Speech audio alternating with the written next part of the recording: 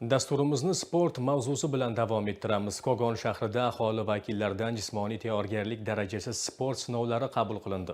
30 yosh va undan katta yoshdagilar ishtirok etgan sport tadbiri tafsilotlari muxbirimiz lavhasidan o'rin olgan.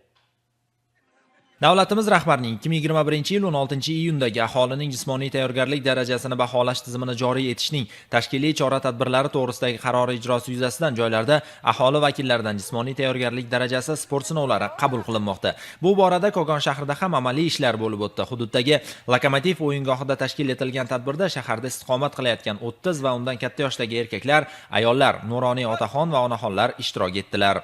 Shahrimizda bugun mana shu yoshdagi fuqarolarning sport mashg'ulotlari sinovlari o'tkazilyapti.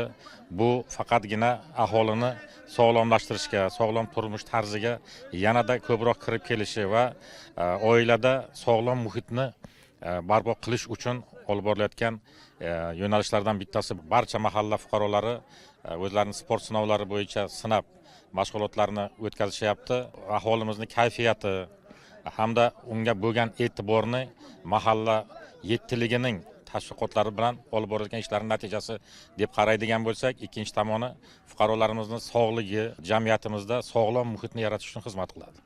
Jarayonlar davomida ishtirokchilar o'z yoshidan kelib chiqqan holda turli sport mashqlarini bajarib, imkoniyatlarini sinovdan o'tkazdilar. Unda 60 metrga yugurish, turgan joydan uzunlikka sakrash va egiluvchanlik darajasini aniqlash kabi mashqlar sport mutaxassislari tomonidan qabul qilib olindi. Ma'lumot o'rnida aytadigan bo'lsak, bu kabi sport tadbirlari viloyatning barcha hududlarida birdek bo'lib o'tmoqda.